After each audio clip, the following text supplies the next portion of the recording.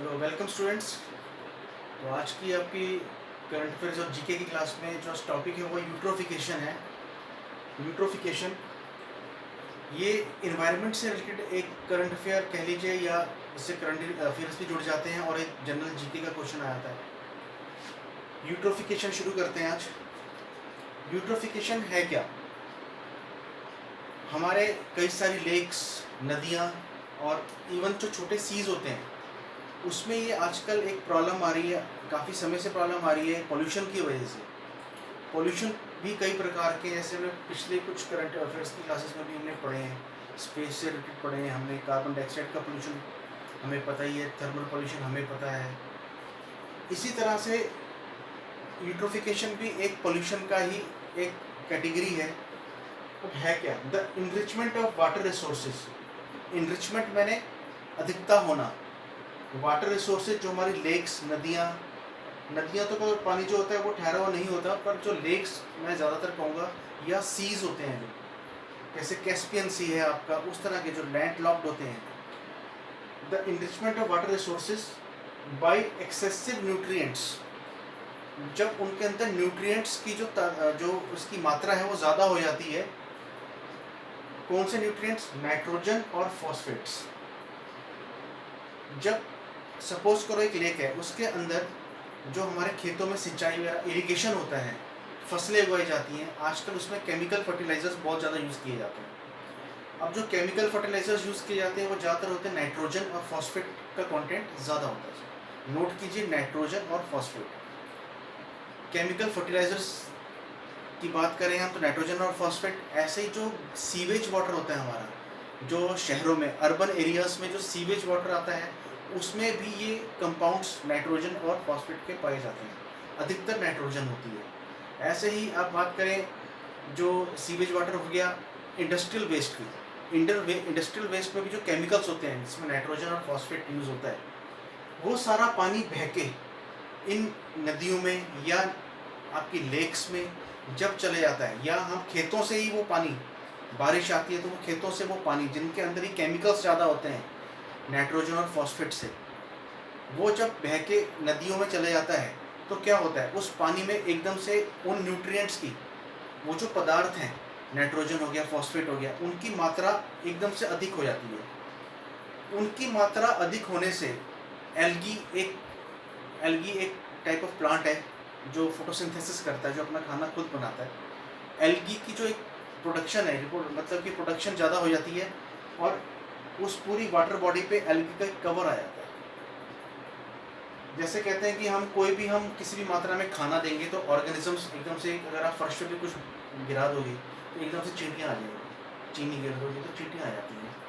उसी तरह से जो एक्वेटिक जो हमारे हैं सोर्सेस हैं, जैसे कि लेक्स हो गए, इनके अंदर जैसे न्यूट्रिएंट्स नाइट्रोजन और फॉस्फेट्स जाते हैं तो उसके अंदर रैपिड ग्रोथ, मतलब एकदम से जो एल्गी ध्यान करना, एल्गी जो है उसकी एक प्रोडक्शन यानी फॉर्मेशन हो जाती है वाटर बॉडीज के ऊपर। सीधा क्वेश्चन आता है एग्जाम में, eutrophication is the main cause of, इसको बोलते हैं जो एकदम से प्रोडक्शन होती है, इस स्थिति को बोलते हैं एल्गल ब्लूम।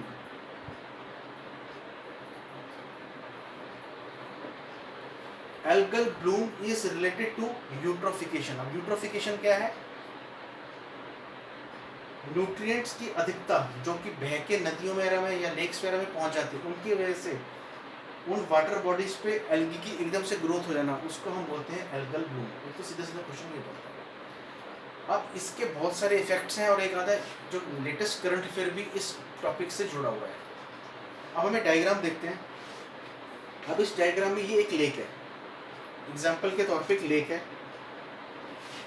ये हमारे खेतों से न्यूट्रिएंट्स या सीवेज वाटर, या हम कह रहे इंडस्ट्रियल वेस्ट,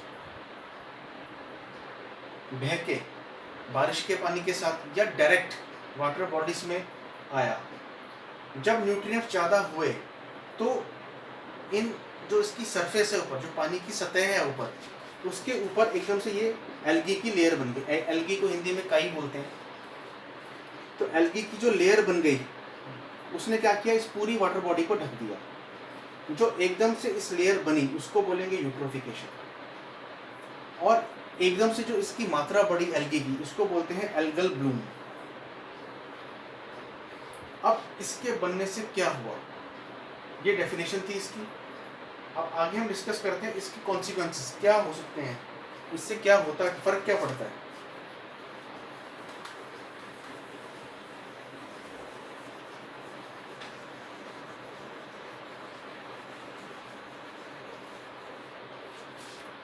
सबसे पहले जब इन्होंने पूरी वाटर बॉडीज को ढक लिया, ये अंदर ये जो एक्वेटिक प्लांट्स हैं, ये हमारे एक्वेटिक एनिमल्स हैं, जैसे फिश ले लो एग्जांपल के तौर पे, जो पानी के अंदर रहती हैं। अभी इन्हीं की बात करेंगे हम। तो सबसे पहला क्या होगा, इसका जो कॉन्सिक्वेंसेस हैं,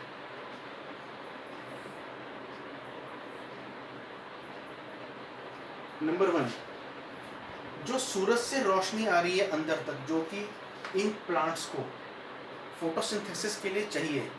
फोटोसिंथेसिस आप सब जानते हैं, उनके लिए सनलाइट बहुत ज़रूरी है। जब ये लेयर बन जाती है इनकी, तो जो सनलाइट अंदर नहीं आ पाती। तो फर्स्ट पॉइंट जो इसका हो गया, depletion of sunlight in the water body.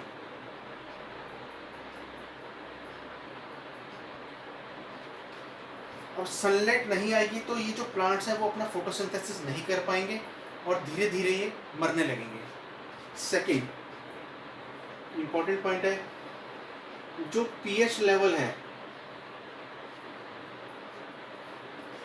PH level मैंने जो एसिडिटी होती है, पीएच लेवल इंक्रीज हो जाएगा।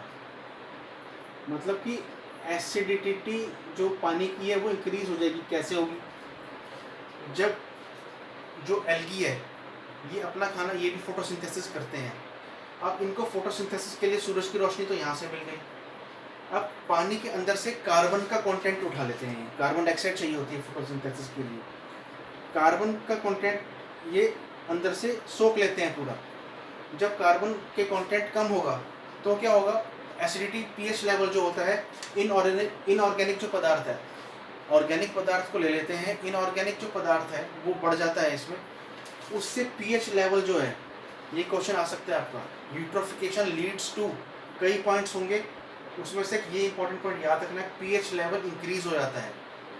इसका भी इफेक्ट क्या होता है कि जो कुछ जानवर हैं जैसे चींटियाँ, वो केमिकल्स के साथ चलती हैं, उनकी वजह से अंदर केमिकल्स की को सूंघ सूंघ के फिरोमोन्स होते हैं जो, उसको देख के आगे बढ़ती हैं एक लाइन में।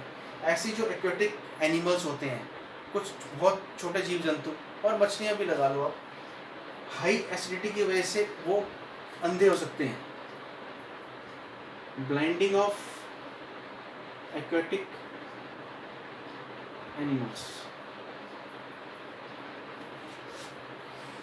ज़्यादा पीएच लेवल होगा तो उनके जो आंखें होती हैं वो खराब हो जाती हैं और वो काफ़ी ज़्यादा इफेक्ट डालता है उनके ऊपर, माइक्रो ऑर्गेनिजम्स के ऊपर। तीसरा जो पॉइंट आता है जो कि इंपॉर्टेंट पॉइंट है, एक हो गया डिप्लीशन ऑफ सनलाइट, दूसरा हो गया इससे आपके पेड़ पौधे जो अंदर एक्वेटिक प्लांट्स हैं वो मर जाते हैं। पीएच लेवल इंक्रीज होने से जो माइक्रो एक्वेटिक एनिमल्स हैं वो ब्लाइंड भी हो सकते हैं और जब खाना मिलेगा तो भी मर सकते हैं। उसके बाद तीसरा पॉइंट आता है, जब ये एल्गी जिसकी कवर बनी थी ये मरते हैं और इनकी जगह और बनते रहते हैं, क्योंकि वो पानी तो आ ही जा रहा है, न्यूट्रिएंट्स तो आ ही जा रहे हैं। जब वो मरते हैं, जो एल्गी उनकी लाइफ होती है, जो एल्गी है वो ऊपर सतह पे जो मर जाते हैं, तो हर इन्वायरमेंट में आपको पता है डिकम्पोजर्स होते हैं, बैक्टीरिया डिकम्पोजर्स होते हैं। जैसे कोई चीज़, कोई भी चीज़, लिविंग चीज़ कोई भी मरेगी तो वो क्या होगा, डिकम्पोजर्स बैक्टीरिया जो होते हैं उसके ऊपर एक्ट करके उसको ख़त्म, सड़ाना शुरू कर देंगे और इसको डिसॉल्व कर देते हैं। तो ये डिकम्पोजर्स इन पे एक्ट करेंगे डेड एल्गी पे। जब डेड एल्गी पे बहुत ज़्यादा जो ये डिकम्पोजर्स एक्ट करेंगे तो एकदम से ऑक्सीजन की कमी हो जाएगी। ऑक्सीजन की कमी होने से क्या होगा, ऐसी सिचुएशन हो जाएगी जिसको बोलेंगे हम डेड जोन। ये बहुत इंपॉर्टेंट है, डेड जोन बन जाता है, ये पूरी वाटर बॉडी डेड जोन बन जाती है। जब ये पूरी चीज़ मर जाती है पूरी एल्गी सपोज करो मर जाती है, डिकम्पोजर ने उन पे एक्ट किया तो एक सिचुएशन बन जाती है, इसको हम बोलते हैं हाइपोक्सिया। हाइपोक्सिया कह लीजिए या एनॉक्सिया बोलिए, हाइपोक्सिक जोन्स बोला जाता है इनको साथ में।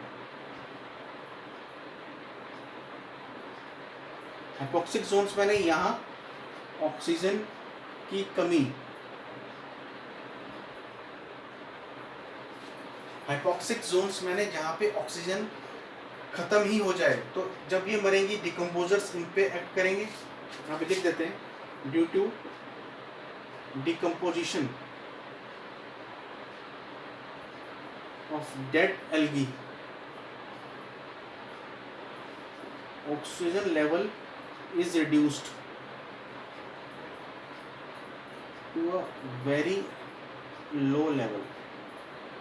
इतना ज़्यादा ऑक्सीजन का कमी हो जाती है इस वाटर बॉडी में कि जो एनिमल्स और प्लांट्स का सर्वाइव करना वैसे मुश्किल हो जाता है, और जो पूरा जोन है वो एक लाइफ के लिए एक हिंड्रेंस बन जाती है और एक्वेटिक लाइफ वहाँ पे ख़त्म ही हो जाती है। इस करके इनको फिर ये बदल जाते हैं डेड जोन्स में, हाइपोक्सिक जोन भी बोला जाता है इनको।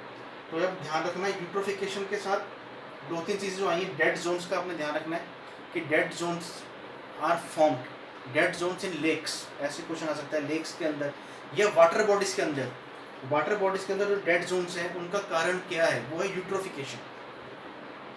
इसके बाद हम आगे चलते हैं कि अब नाइट्रोजन का क्या रोल है इसमें।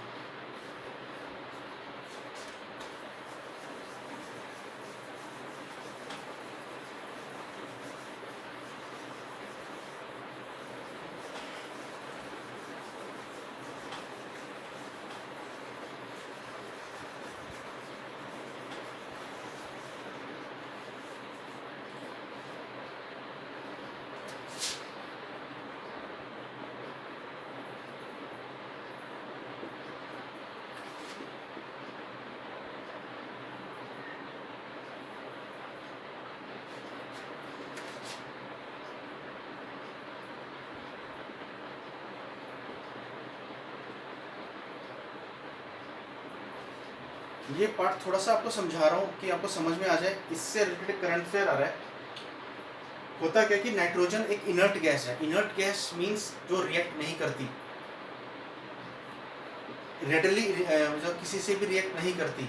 जैसे कि आप दूसरी गैसेज रख लीजिए, मार्श गैस है, मीथेन है, उसमें आग लगा एकदम से आग लग जाएगी उसमें। तो हीलियम है, आपकी हाइड्रोजन है, वो भी ऐसी रिएक्टिव गैस है। इनर्ट गैस है नाइट्रोजन। नाइट्रोजन इनर्ट गैस है क्योंकि इसकी रिएक्टिविटी नहीं है एटमॉस्फेयर में। पर जब नाइट्रोजन इन्वायरमेंट में एंटर करती है, नाइट्रोजन साइकिल आपने पढ़ा होगा, वैसे हम आगे की फर्दर क्लासेस में नाइट्रोजन साइकिल भी डिस्कस करेंगे क्योंकि जीके का जो टॉपिक है उसमें कवर होता है, जिससे कि एसिड रिंग वगैरह आपने सुना होगा। चलो इसको हटा देते हैं। नाइट्रोजन जब हमारे सॉइल में या इन्वायरमेंट में फ्री फॉर्म में जब तक है तो इनर्ट है। दूसरों के साथ, कंपाउंड्स के साथ जब कंपाउंड्स बना लेती है दूसरों चीज़ों के साथ मिलके, तो ये बन जाती है रिएक्टिव नाइट्रोजन। जैसे कि नाइट्रेट्स जब सॉइल में यानी मिट्टी में मिलेगी तो वहाँ पे पदार्थों के साथ मिलके नाइट्रेट्स, नाइट्रस ऑक्साइड या अमोनिया, ये आपने सुना होगा, ये कंपाउंड्स होते हैं। तो ये बन जाती है इनर्ट गैस से रिएक्टिव नाइट्रोजन। अब ये हानिकारक है। अब जैसे जो हमारे केमिकल फर्टिलाइजर्स हम यूज़ कर रहे हैं आपके खेतों में, जो हम पहले बात कर रहे थे, यूट्रोफिकेशन में जो न्यूट्रिएंट्स आते हैं वाटर बॉडीज में, what are they? These are all nitrogen compounds, reactive nitrogen का एक पार्ट है। So when they are form they become harmful to मतलब the environment as well as to the human beings। कैसे? अब जब nitrates fertilisers के रूप में जो नाइट्रेट्स हमने दिए वो मिट्टी में मिल गए, उसकी अधिकता जब होगी तो नाइट्रेट्स हो गए, नाइट्रस ऑक्साइड्स हो गए। जब हमारे खाने में अधिक मात्रा में आते हैं तभी कहते हैं ऑर्गेनिक का आजकल ज़्यादा चल रहा है, ऑर्गेनिक को ही प्रेफर करना चाहिए। ये कैंसर, ब्लड कॉम्पोजिशन का जो होता है, ल्यूकेमिया, उनका मेन कारण बन रहे हैं आजकल। दूसरी बात, एक तो ह्यूमन बींग्स पे इनका एक्ट हो रहा है, हार्मफुल इफेक्ट हो रहे हैं। दूसरा जो हमने अभी यूट्रोफिकेशन पढ़ा कि वाटर बॉडीज़ जो हमारी हैं, फ्रेश वाटर बॉडीज़ हमारे वर्ल्ड में, हमारी अर्थ पे आपको पता होगा कि जो फ्रेश वाटर है, जो पीने लायक पानी है, उसकी मात्रा बहुत कम है। ऐसे में अगर जो फ्रेश वाटर बॉडीज़ हैं, मैं लिख देता हूँ फ्रेश वाटर बॉडीज़, इसमें हमारे नदियाँ, लेक्स जो नमकीन नहीं है, जो मीठा पानी से बोलते हैं, उनके ऊपर अगर ये स्थिति बनती रही यूट्रोफिकेशन की, तो आने वाले टाइम में बहुत ज़्यादा कमी आ जाएगी इस पोल्यूशन की वजह से। हमारे पीने वाला पानी नहीं मिलेगा हमें पीने वाला। ये थी रिएक्टिव नाइट्रोजन की बात बता रहे थे हम, जो वाटर बॉडीज़ में आ गई है यूट्रोफिकेशन की वजह से। अब इस समस्या को देखते हुए यूनाइटेड नेशन एनवायरनमेंट प्रोग्राम, एक संस्था है यूनाइटेड नेशंस की, यहाँ लिखते हैं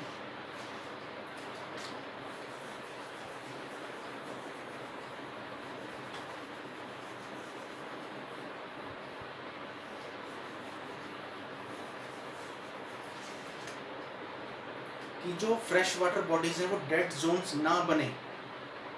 ये एक अलार्मिंग सिचुएशन है, अभी इतना स्थिति गंभीर नहीं है, पर यूनाइटेड नेशंस एनवायरनमेंट प्रोग्राम, इस पर यूएन लिख देते हैं, United Nations environment,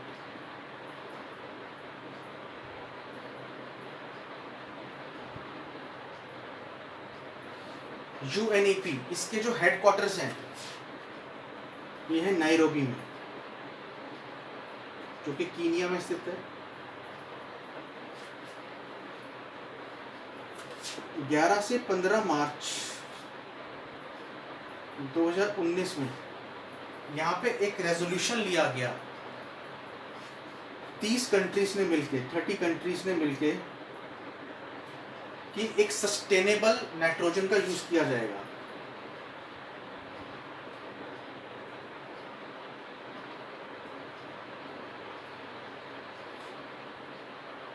sustainable use of nitrogen का मतलब कि जो नाइट्रोजन की वेस्टेज है टू बी हाफ्ड,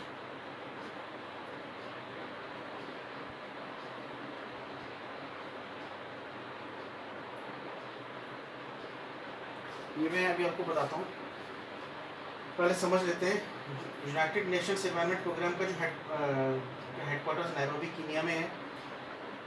11 से 15 मार्च को इनकी एक मीटिंग हुई थी यहाँ पे, जो मेंबर कंट्री यूनाइटेड नेशंस के जिनकी मेंबर कंट्रीज हैं, उन्होंने एक रेजोल्यूशन लिया था नाइट्रोजन फॉर लाइफ के नाम से, नाइट्रोजन फॉर लाइफ, ये आप ध्यान रखना, नाइट्रोजन फॉर लाइफ शीर्षक इन्होंने मतलब एक उसका नाम दिया गया उसको। उसके तहत जो नाइट्रोजन है, जो हार्मफुल पदार्थों में जो चेंज होती है, उसको रोकना। सस्टेनेबल मैंने जो ह्यूमंस हैं उसके और इन्वायरमेंट है उसको क्षति ना पहुँचे, इस तरह से नाइट्रोजन का यूज़, और जो उसकी वेस्टेज है वो कम करना। तो 11 से 15 मार्च 2019 को इन्होंने एक रेजोल्यूशन लिया नाइट्रोजन फॉर लाइफ के नाम से। फिर 24 अक्टूबर 2019 को श्रीलंका ने पहल की यूएनईपी के साथ, इसको बोला जाता है कोलंबो डिक्लेरेशन। श्रीलंका ने हेड किया, उसने नेतृत्व करते हुए यूएनईपी के साथ नाइट्रोजन फॉर लाइफ का एक प्रोग्राम चलाया है, जिसको कोलंबो डिक्लेरेशन बोलते हैं। कोलंबो डिक्लेरेशन, ये क्वेश्चन आपको करंट अफेयर में आ सकता है। It is related to eutrophication भी आ सकता है, डेड जोन्स, जो हमारी फ्रेश वाटर बॉडीज़ हैं वो डेड जोन में बदल रही हैं, उसकी रोकथाम के लिए। तो अभी है क्या जो कोलंबो डिक्लेरेशन, वो क्या है? वो ये है कि सस्टेनेबल यूज़ ऑफ नाइट्रोजन, और जो नाइट्रोजन वेस्टेज है वो 2030 तक जो किसी भी फॉर्म में, केमिकल्स की फॉर्म में या केमिकल फर्टिलाइजर्स के फॉर्म में, उसको हाफ करना। जो कोलंबो डिक्लेरेशन है, इसके तहत जो नाइट्रोजन वेस्ट, ये उन्होंने प्रण लिया 30 कंट्रीज ने कि nitrogen wastage to be halved by 2030 तक ऐसे प्रोग्राम चलाए जाएंगे दुनिया भर में कि नाइट्रोजन की जो वेस्टेज है वो कम से कम हो, सस्टेनेबल हो, और उसका जो दूसरा जो एनवायरनमेंट को इफेक्ट कर रही है वो कम किया जाए। तो ये कोलंबो डिक्लेरेशन था। शुरू का टॉपिक हमारा यूट्रोफिकेशन था, जो एनवायरनमेंट से क्वेश्चन है। उसके बाद इंपॉर्टेंट चीज़ आ गई थी जो उसके कॉन्सिक्वेंसेस हैं, वो आपने देख ही लिया है। इसमें depletion of sunlight, pH level important था, और ज़्यादा इंपॉर्टेंट था इसमें डेड जोन्स। उसी से करंट अफेयर्स, इसी समस्या का जो अभी जो करंट अफेयर आया 2019 का, इसका क्वेश्चन काफ़ी आना बनता है। Colombo declaration is related to minimising the nitrogen wastage, और इनडायरेक्टली जो लिंक किससे है, यूट्रोफिकेशन से, जिसकी वजह से डेड जोन्स बन रहे हैं। तो ये पूरा टॉपिक है, इसमें से कई क्वेश्चंस बनते हैं। अगर आप पूरा डिटेल में इसको पढ़ेंगे तो मुझे लगता है कि कोई भी क्वेश्चन आ जाए आप इसको सॉल्व कर पाएंगे, चाहे मल्टीपल चॉइस क्वेश्चन आ जाए या कोई लॉन्ग आंसर भी लिख सकते हैं आप इसका। तो ये था आज का टॉपिक, आपने यूट्रोफिकेशन कवर किया है, और इसमें साथ आता है आपका कोलंबो डिक्लेरेशन और UNEP का जो प्रोग्राम है। तो थैंक्स फॉर वॉचिंग। आप प्लीज़ सब्सक्राइब कीजिए और लाइक कीजिए। थैंक्स।